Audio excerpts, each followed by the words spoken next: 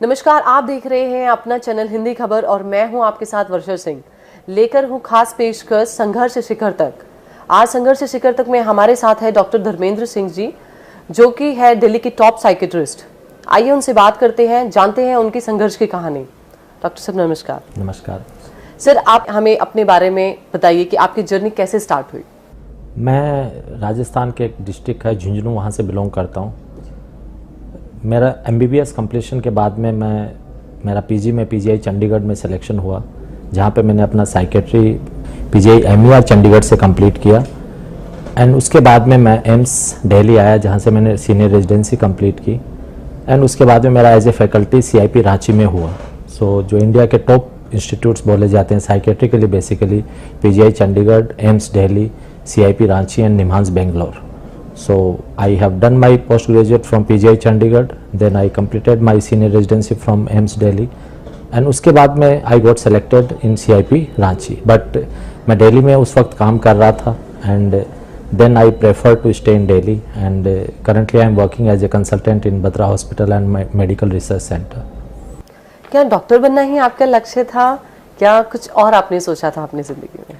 नहीं, शुरू से डॉक्टर बनना ही मेरा लक्ष्य था। मेरी फैमिली बैकग्राउंड को देखा जाए तो मेरा पुलिस बैकग्राउंड है। मेरे फादर राजस्थान पुलिस ऑफिसर थे, लेकिन शुरू से जब लोगों को देखते थे, डॉक्टर्स को देखते थे, तो एक शुरू से लगा कि जो बचपन में तो शायद इतना ही था कि ये काफ़ी वैसा प्रोफेशन है जहाँ पे फेम होता है, मनी भी होती है। हॉस्पिटल्स देखते थे कि लोग बहुत रेपुटेटेड प्रोफेशन है, जो लोग अलग से डॉक्टर्स को देखते थे। तो मेरे भी मन में होता था कि यार मुझे भी कुछ ऐसा करना है। तो दो पॉइंट थे मेरे दिमाग में, या तो ब्यूरोक्रेट्स IAS वगैरह UPSC में जाना था, या डॉक्टर। तो डॉक्टर मैंने चुना। और फिर मेरे पापा भी, क्योंकि उन्होंने पुलिस का ऑलरेडी टेस्ट लिया था, तो उन्होंने कहा था कि वो दिखने में लगता है बट काफ़ी अंदर इश्यूज़ हैं, बट ये प्रोफेशन एक ऐसा नोवेल प्रोफेशन है जिसमें आप लोगों की सेवा कर सकते हो और काफ़ी अच्छा नाम कमा सकते हो। तो उसके बाद में मेरे मन में धीरे धीरे आता चला गया कि नहीं, मुझे डॉक्टर ही बनना है। जी, तो आपने कैसे अपनी जर्नी को प्लान किया? किन किन ने आप लोगों को प्रेरित किया अपने लक्ष्य को पाने के लिए? मैं एम्स, जब मैं इंटर्नशिप में था तो उस वक्त मैंने देखा कि इंटर्नशिप के दौरान जब मैं पेशेंट देखता था, हमारी साइकेट्री पोस्टिंग हुई, मैंने वहाँ पे देखा कि ये पेशेंट ऐसे हैं जो काफ़ी इग्नोर्ड हैं सोसाइटी में, जिनका ट्रीटमेंट हो सकता है। जब ट्रीटमेंट होता है तो काफ़ी वो पेशेंट ठीक हो जाते हैं, बट शायद सोशल अवेयरनेस इतना नहीं है, एंड उसकी वजह से ये पेशेंट्स काफ़ी इग्नोर्ड होते हैं, उतना ध्यान नहीं दिया जाता। तो मुझे कहीं न कहीं वो चीज़ ने बड़ा टच किया कि जब आप दूसरी मेडिकल इलनेस को ट्रीट करते हो तो या आप सिर्फ पेशेंट को ट्रीट करते हो, बट जब आप साइकेट्रिक पेशेंट को ट्रीट करते हो तो सिर्फ पेशेंट को ट्रीट नहीं करते हो, आप पूरी फैमिली को कहीं न कहीं एक सुकून देते हो, उनको हेल्प करते हो। तो इस चीज़ से मुझे बड़ा वो हुआ कि नहीं यार, ये एक ऐसी ब्रांच है जिसको मैं शायद मुझे चूज करना चाहिए। And I was very fortunate enough कि भाई उसके बाद में मैंने जब PG दिया, मैं इंडिया के one of the top institute में आई गॉट सेलेक्टेड PGI में, जहाँ से मैंने किया। एंड वहाँ पे डिपार्टमेंट में जाने के बाद तो बिल्कुल ही मेरी लाइफ चेंज हुई, क्योंकि शुरू में मैंने ऐसा देखा था कि द लोग जैसे प्रैक्टिस ओरिएंटेड हैं ज़्यादातर पेशेंट से, बट वहाँ पे PGI में जाके मैंने देखा कि वहाँ के जो प्रोफेसर्स थे उन्होंने काफ़ी मतलब छोटी छोटी चीज़ें मैंने नोट की, कि जैसे नाइट में हम उनको सेमिनार कॉन्फ्रेंसेस भेज रहे हैं तो मॉर्निंग में जवाब आ जाता था, बेटा ये चेंज करना है, ऐसे इन सब चीज़ों को वापस आप भेजो। नंबर 2, मॉर्निंग में हमारा 8 o'clock कॉन्फ्रेंस होता था, केस कॉन्फ्रेंस। तो मैं देख रहा हूँ कि प्रोफेसर्स भी 55 ईयर 60 ईयर ओल्ड प्रोफेसर्स भी हमारे आगे मॉर्निंग में भाग रहे हैं कि भाई नहीं 8 o'clock पे पहुँचना है। तो ये छोटी छोटी चीज़ें मैंने देखी कि डेडिकेशन कितना लाइफ को चेंज कर सकता है। एंड जब ऊपर से नीचे तक का जो वहाँ पे हायरार्की था डिपार्टमेंट में, कि वो जो स्ट्रक्चर्ड और डिसिप्लिन वे में, उसने मुझे काफ़ी प्रेरित किया। एंड उसने शायद मेरी लाइफ वहाँ से चेंज की, कि वो हमेशा हमें यही सिखाते थे कि patient is not your property. ये पेशेंट हैं जो आपको सिखाते हैं, उन्हीं की वजह से आपको ट्रेन किया जाता है। तो you should not take them as a granted, and वही उनकी वजह से आप हो, आपकी वजह से वो नहीं है। तो वो शायद वो कुछ चीज़ें थी जिन्होंने मेरे दिमाग को बहुत ही मतलब मेरे माइंडसेट को ही चेंज कर दिया। एंड वहाँ से मेरी जर्नी साइकेट्री की शुरू हुई। सर, जैसे कि आप बता रहे कि साइकेट्रिस्ट के पेशेंट बहुत अलग होते हैं, तो आप उनको अलग कैसे ट्रीट करते हैं? अलग इसलिए कि देखिए प्रॉब्लम्स अगर डिजीजेस को हम डिवाइड करें तो दो ही टाइप की डिजीज और बीमारियां होती है, एक शारीरिक फिजिकल और दूसरी मानसिक साइकोलॉजिकल।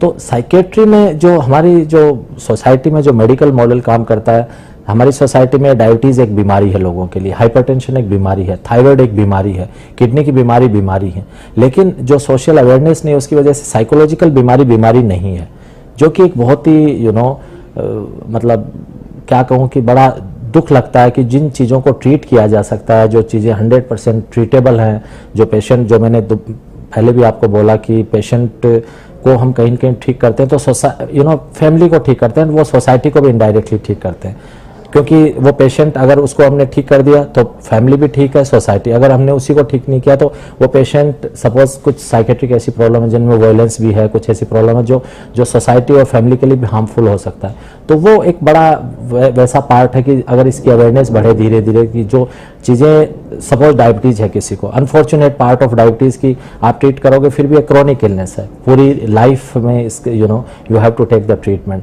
बट साइकेट्रिक प्रॉब्लम एक ऐसी प्रॉब्लम है कि अगर आप ट्रीट करोगे तो as a psychiatrist I am telling कि ज़्यादातर प्रॉब्लम्स में 70-80% पार्ट में अगर आप 5-6-8 मंथ ट्रीटमेंट लेते हो, ट्रीटमेंट भी बंद हो जाता है एंड पेशेंट काफ़ी ठीक रहता है। सो जो तकलीफ ठीक हो सकती है उसको, वो जो अनटच्ड रहा हमारी सोसाइटी में because of lack of awareness. So जो क्रोनिक इलनेस को हम सबको बताते हैं, सब हमें बताने में कोई हिचक नहीं होती कि मुझे बीपी है, मुझे डायबिटीज़ है, मुझे कोई और प्रॉब्लम है, बट इन प्रॉब्लम्स का एक जो स्टिग्मा है उसकी वजह से शायद काफ़ी ये, और शायद ये सोसाइटी में इग्नोर नहीं रही, ये हमारी मेडिकल फर्टिनिटी में भी इग्नोर रही है। So that's a very sad part of psychiatric problem, but as a psychiatrist I am telling you, if you treat them this patient, again I am repeating the same, 6 to 8 months में काफ़ी 70-80% patients they get relief. And उनकी medication का भी जो एक और भी part है कि नहीं, इनकी मेडिकेशंस लग जाती हैं, इनकी मेडिकेशन एडिक्टेड होती हैं, ऐसा कुछ नहीं है जी। ऐसा कोई वाकया अभी तक आपके साथ हुआ जो आपको बार बार याद आता है आपके साइकेट्रिस्ट पेशेंट के साथ? या काफ़ी पेशेंट्स हैं, जैसे अभी भी मेरा एक रिसेंटली एक हमारे जो निर्मय है यहाँ की मैगजीन बत्रा की, उसमें एक आर्टिकल छपा है, तो उसमें एक लड़की थी जिसको शिजोफ्रेनिया था, एक साइकेट्रिक प्रॉब्लम है, एंड उसमें उसको आई थिंक अराउंड 12-13 ईयर्स से उसको शिजोफ्रेनिया था, उसकी वजह से ट्रीटमेंट दिया गया। एंड जो आपको पता है कि साइकेट्रिक प्रॉब्लम की वजह से काफ़ी डाइवोर्स का जो इशू है, उनका भी डाइवोर्स हो गया था। एंड देन कुछ पेशेंट के थ्रू उन्होंने बोला कि जी आप एक बार उनको दिखाइए, कोई पेशेंट जो मेरे थे, एंड उन्होंने जब मुझे दिखाया, एंड उसके बाद में वो भी काफ़ी ठीक है, एंड वो एक मेडिकेशन पे वो काफ़ी ठीक रही। फिर मैंने फैमिली को भी से बात की कि भाई आपको उनकी दोबारा शादी करनी चाहिए। मैं उस लड़के से भी मिला जो उनके हस्बैंड हैं, उनसे मिला, उनको समझाया कि भाई एक मेडिकेशन से एकदम ठीक रहेंगी, and he was very satisfied. 2-3 sessions I have taken with him, and अभी वो मैरिड हैं, एंड अभी वो अराउंड 5.5 और 6 मंथ्स की प्रेगनेंसी है। सो आप सोचिए एक पर्सन जो शिजोफ्रेनिया सबसे ज़्यादा बड़ी बीमारी मानी जाती है हमारे साइकेट्री में, एंड वो लेडी अभी दोबारा से ठीक होके वापस उसने शादी की है एंड प्रेग्नेंट है। तो ऐसे काफ़ी वाक़या है जो मुझे मतलब मेरे दिमाग को कि अगर वो पेशेंट ठीक हो सकते हैं तो क्यों ना हम उनको ठीक करें, एंड सोसाइटी में धीरे धीरे मैसेज दें कि भाई अगर इसकी अवेयरनेस हम बढ़ाते हैं तो कितने लोगों को हम हेल्प कर सकते हैं। जी, जैसे कि आपने भी बहुत बार देखा होगा कि ये सारी प्रॉब्लम्स मोस्टली शेयर नहीं की जाती है। अगर कोई साइकेट्रिस्ट का पेशेंट है या किसी और मेंटल रिलेटेड कोई प्रॉब्लम से है तो उसको शेयर नहीं करते हैं। सो आप उसको कैसे अवेयर कराएंगे कि ठीक है इसको आपको इस तरह से ट्रीट करना चाहिए? हाँ, वो धीरे धीरे हमारे इंडिया में आप देखोगे कि ज़्यादातर जगह जैसे वेरियस साइकेट्रिस्ट हैं जो अवेयरनेस प्रोग्राम भी करते हैं डिप्रेशन पे। आजकल मीडिया भी इसमें काफ़ी हेल्प कर रहा है, जैसे अलग अलग डेज हम सेलिब्रेट करने लगे हैं, जैसे शिजोफ्रेनिया डे, सो डिप्रेशन वगैरह के बारे में, एंजाइटी डिसऑर्डर के बारे में FM पे, प्रिंट मीडिया, सोशल मीडिया, उसके ऊपर काफ़ी अवेयरनेस आने लगी है, एंड लोग भी इसके बारे में धीरे धीरे जागरूक हुए हैं।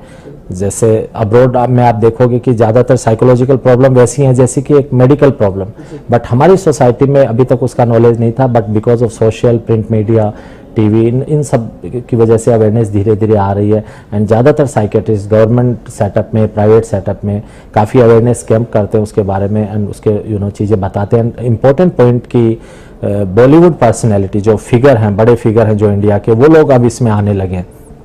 जैसे आपने देखा होगा दीपिका पादुकोण, वो खुद सामने आई कि भाई मुझे डिप्रेशन हुआ था। सो एक आम आदमी, कॉमन आदमी जब इन चीज़ों के बारे में बोलता है तो लोग ज़्यादा नहीं सोचते हैं, बट ये एक ऐसा पॉइंट था जिसको काफ़ी लोगों ने पिक किया। कई बार पेशेंट भी हमारे पास आते हैं कि सर उस बॉलीवुड एक्ट्रेस ने या बॉलीवुड एक्टर ने ऐसा कहा था, मैंने उसके बारे में पढ़ा तो मुझे लगा कि नहीं वो ठीक हो सकता था, मैं क्यों ठीक है। सो ये सब चीज़ें काफ़ी टच करती हैं। सो आपके माध्यम से मैं इस बात को कहना भी चाहूँगा कि जितने ज़्यादा लोग हैं जो बड़े फिगर हैं वो अगर सामने आते हैं तो इन चीज़ों में काफ़ी हेल्प होगी। लेकिन अभी तक इन चीज़ों में हेल्प हुई भी है।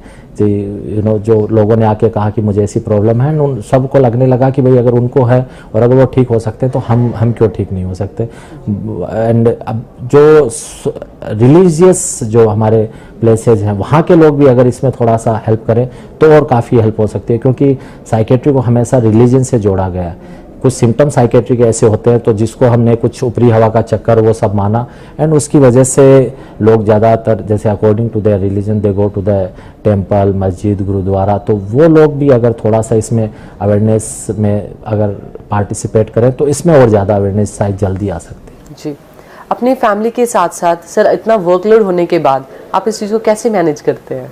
हाँ, ये बड़ा ऐसा टची पॉइंट है जिसको आपने टच किया है। ये एक डॉक्टर की लाइफ में, बिकॉज शायद इसमें एमबीबीएस से ही अगर आप देखो मेडिको की लाइफ तो काफ़ी स्ट्रगल होता है। पहले पढ़ाई करो, पढ़ाई के बाद में जॉब का, एंड जॉब के साथ साथ it's a very energy consuming work. तो उसमें बैलेंस करना कई बार थोड़ा सा, अगर आप थोड़े ज़्यादा एम्बिशियस हो, लाइफ ज़्यादा अपना पेशेंट्स, फेम, ये सब की भाई ठीक है मैं ज़्यादा ही ज़्यादा करूं, जो ज़्यादातर लोगों में होता भी है। एंड उसमें कई बार बैलेंस बिठाना कई लोग शायद कर पाते हैं, कई लोग मतलब उतना नहीं कर पाते। मैं शायद थोड़ा सा इसमें कहीं के मैंने अपनी फैमिली को सेक्रीफाइस किया, उसके लिए मैं सॉरी भी बोलना चाहूँगा कि वो चीज़, but now I am trying to balance कि ठीक है प्रैक्टिस एंड एक प्रोफेशनल लाइफ है, बट फैमिली लाइफ भी उतनी ही इम्पोर्टेंट है, जो शायद शुरुआती दिनों में उतना नहीं हो पाया। बैलेंस बिठाना थोड़ा सा मुश्किल था, बिकॉज बहुत सी चीज़ें करनी पड़ती हैं जिसमें आपको you have to focus more, because आपके पेशेंट हैं, उनको आपसे मतलब है एज ए डॉक्टर कि मुझे ठीक करो, एंड उनको वो कई बार टाइम भी नहीं देखते, कई बार कुछ चीज़ें, एंड कुछ चीज़ें आप प्रैक्टिस के साथ साथ शायद लर्न करते हो कि इन सब चीज़ों को मैनेज कैसे करना है। सो सर, क्या आपके पेशेंट्स ही हैं जिन्होंने आपको सबसे ज़्यादा मोटिवेट किया अपने करियर में? हाँ, मैं ये कहूँगा कि सबसे ज़्यादा मोटिवेट अगर प्रोफेशनल लाइफ में देखा जाए तो जो मैंने किया पीजीआई, जिसको मैं शायद कभी नहीं भूलूंगा अपनी लाइफ में, कि वही प्रोफेसर्स थे जो जिनका मैं नाम भी लेना चाहूँगा, जैसे professor Ajit Awasthi, professor Sandeep Grover, professor Savita Malhotra, professor Kulhara, जो अभी करंटली हमारे प्रोफेसर एस के मट्टू जो पीजीआई चंडीगढ़ साइकेट्री डिपार्टमेंट के एचओडी हैं, हेड ऑफ डिपार्टमेंट, वो मेरे गाइड भी थे। तो वो ऐसे फिगर है, वो एक जो हम बोलते हैं ना कि साइकेट्री की एनसाइक्लोपीडिया, मतलब उनसे आप 1 मिनट भी बात करोगे तो साइकेट्री के बारे में कुछ ना कुछ सीखोगे। तो उन लोगों ने बताया कि साइकेट्री इज़ वेरी, जो मैंने कहा कि हमारे मेडिकल फर्टिनिटी में भी साइकेट्री थोड़ा सा इग्नोर्ड है। लोग ऐसे देखते हैं कि ठीक है ये तो प्रॉब्लम ठीक हो जाएंगी, घूम के आ जाओ, ये कर लो, मतलब इवन कई बार दूसरी ब्रांचेस के डॉक्टर्स भी ये बोल देते हैं। बट उन्होंने सिखाया कि साइकेट्री कितनी इंपॉर्टेंट ब्रांच है, और उन्होंने जो भी मैं आज हूँ, जो मेरी थॉट प्रोसेस है, वो उन लोगों ने इनकलकेट किया कि नहीं, ये एक ऐसी प्रॉब्लम है जिसको आप ठीक कर सकते हो और पेशेंट को 100% रिकवरी दे सकते हो।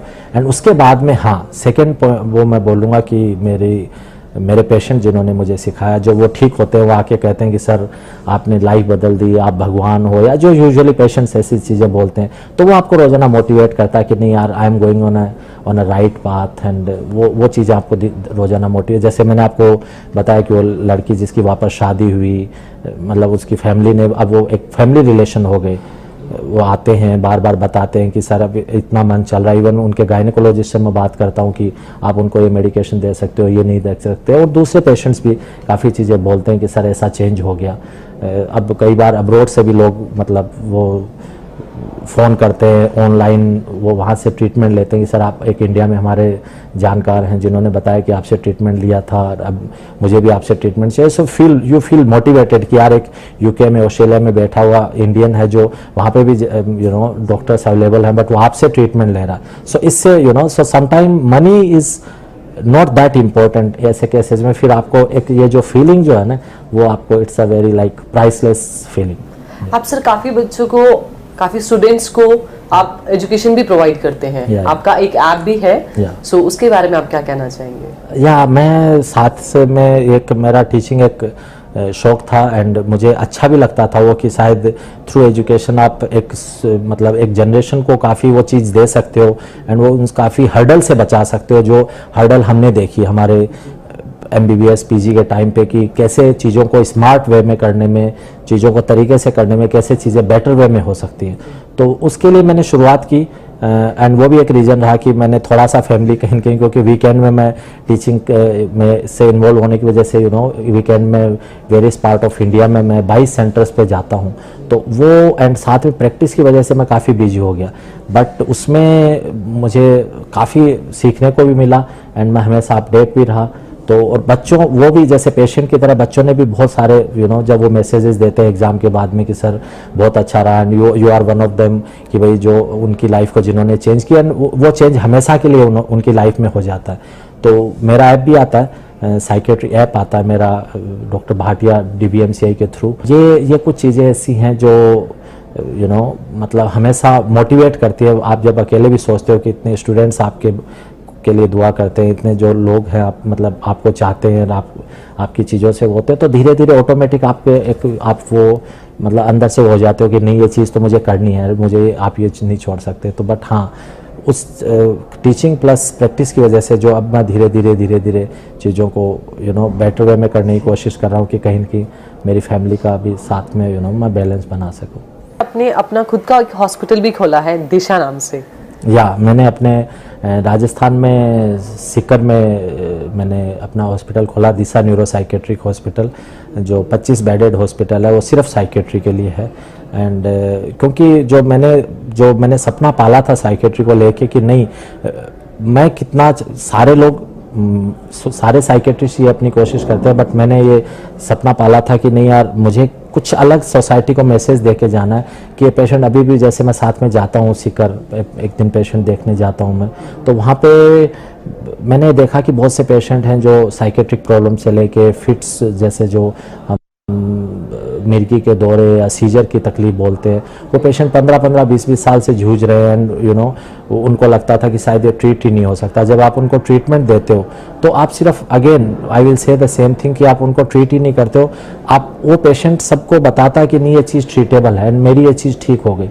तो वो धीरे धीरे इसलिए मैंने सोचा कि मैं अपनी जगह पे वो चीज़ खोलूं और वहाँ पे धीरे धीरे एक मैसेज, जो मेरे पापा का भी एक सपना था कि आपने इतने अच्छे इंस्टीट्यूट से जब किया है तो आप अपने सोसाइटी, एंड उन्होंने ही मुझे रोका क्योंकि एक वन पॉइंट ऑफ टाइम मेरा बड़ा वो था कि मैं अब्रॉड चला जाऊँ, तो बट उन्होंने ही मुझे कहा था कि आप अब्रॉड जाके अपने लिए तो बहुत कुछ कर लोगे, your life will be, quality of life सब कुछ अच्छा होगा, बट जो चीज़ आप यहाँ पे पाओगे वो चीज़ वो वहाँ पे आप नहीं सब, और वो शायद आप 5-7 साल में समझ पाओगे। तो हाँ, अभी मैं शायद वो 5-7 ईयर के पीरियड में ही समझ गया कि जो इंडिया में मैं जो अचीव कर रहा हूँ, वो जो आगे मतलब मेरे और मेरी फैमिली के साथ जो जाएगा वो शायद मैं बाहर नहीं कर पाता। तो आई विल से कि that was a better decision because of my father. आप सर काफी नेशनल और इंटरनेशनल पेशेंट्स भी ट्रीट करते हैं। So, आपकी टीम होगी जिसमें जो आपको बहुत ज़्यादा हेल्प करती होगी। हाँ, यहाँ पे नेशनल पेशेंट्स तो हैं, इंटरनेशनल में जैसे मैंने आपको बताया था, मैं भी इंट्रोड्यूस भी कराना चाहता हूँ, मिस्टर रहमान, जिन्होंने मुझे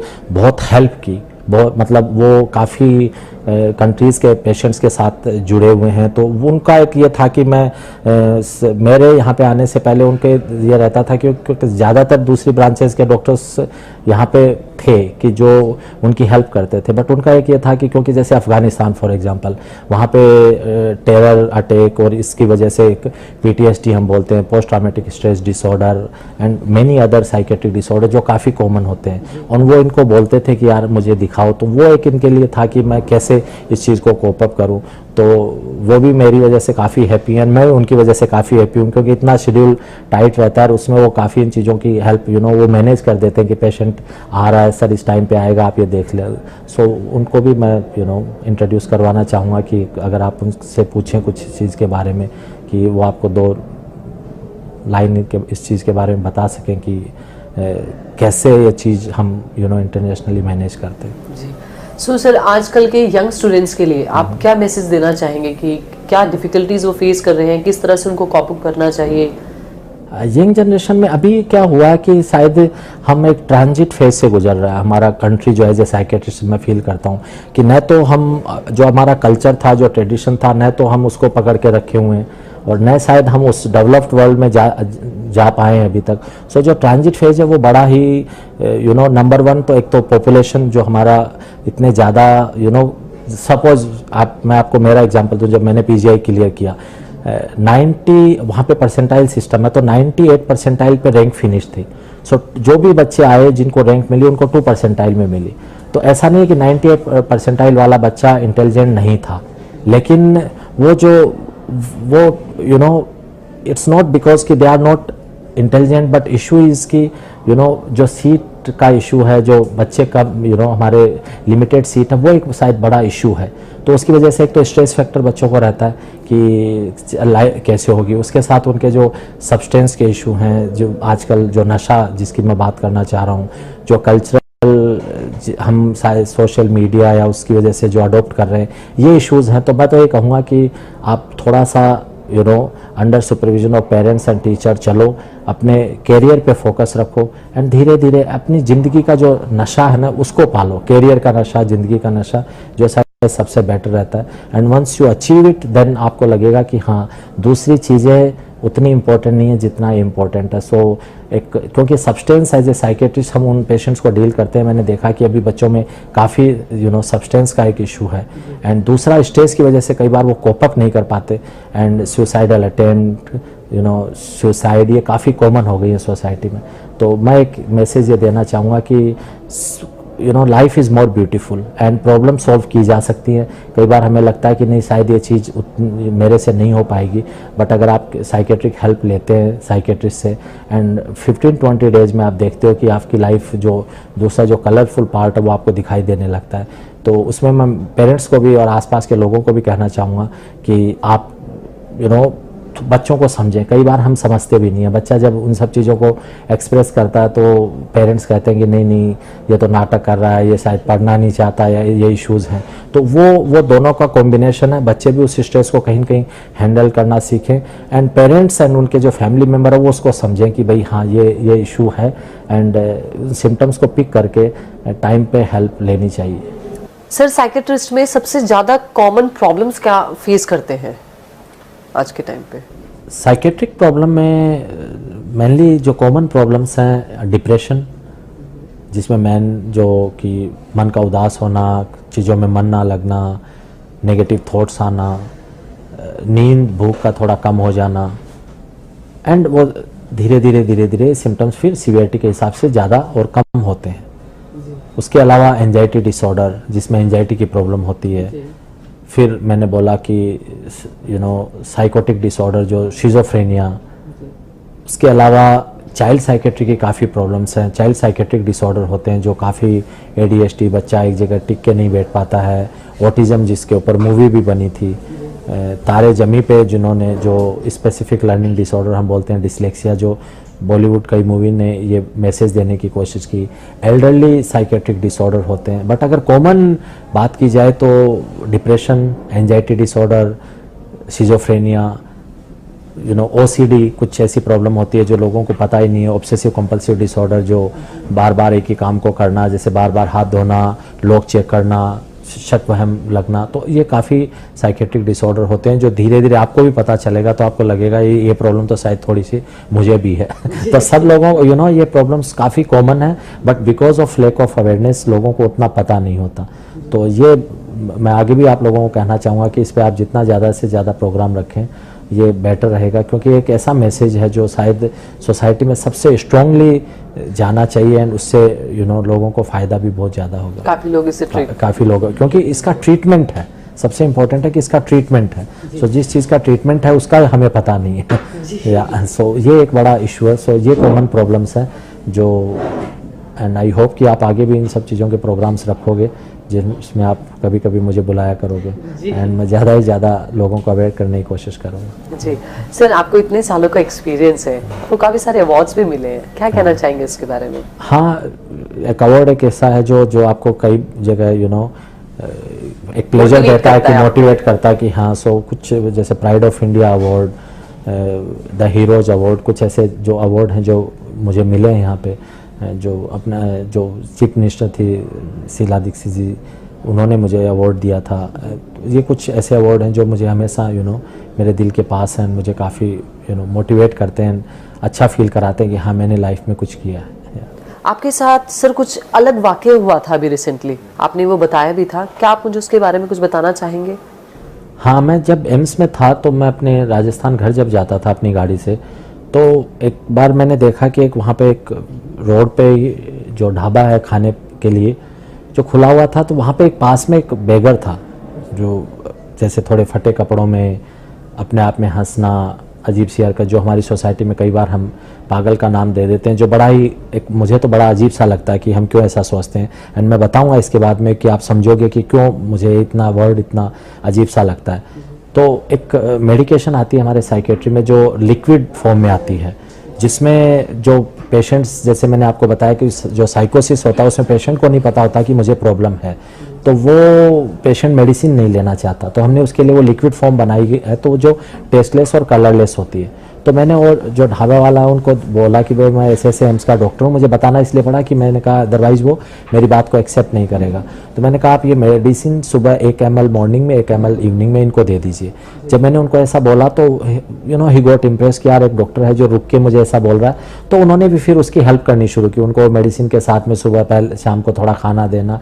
एंड आप बिलीव करोगे 15-20 डेज़ के बाद में sometime weekly, sometime once in a 2 week मैं अपने घर जाया करता था, तो मैंने देखा कि वो उनको मेडिसिन देने से 15-20 दिन में ही वो एकदम, मैंने देखा कि शेव एकदम बनी हुई, कपड़े थोड़े ठीक पहने हुए वो वहाँ पे रहने लगा। एंड आप बिलीव करोगे कि अभी वो वहाँ पे वो काम कर रहा है, उसको रात को सोने के लिए जगह दे देते हैं, दिन में खाना देते हैं, और वो वहाँ पे उनकी हेल्प भी कर रहा है। सो आप सोचो कि इस एग्जाम्पल से क्या पता चलता है कि जो पेशेंट जो एकदम गोन केस हम समझते हैं कि ठीक है इसका तो कोई सोसाइटी में कोई प्लेस नहीं है, ये तो पागल है, एंड उस पर आप सोचिए कि वो इंसान अब कितनी अपनी एक अच्छी ज़िंदगी जी रहा है। तो शायद ये वर्ड आप, मुझे लगता है कि अगर इस इंटरव्यू को जो भी देख रहा है, मेरी हम्बली रिक्वेस्ट है सब लोगों से कि ये वर्ड तो एटलीस्ट हमें किसी भी पेशेंट के लिए यूज़ नहीं करना चाहिए, क्योंकि psychiatric disorders are treatable disorder, they are no more ऊपरी हवा का चक्कर।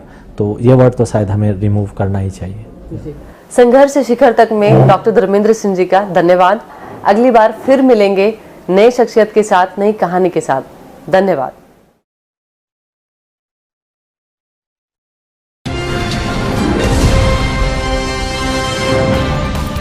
घंटी का बटन दबाइए और हिंदी खबर से जुड़ जाइए।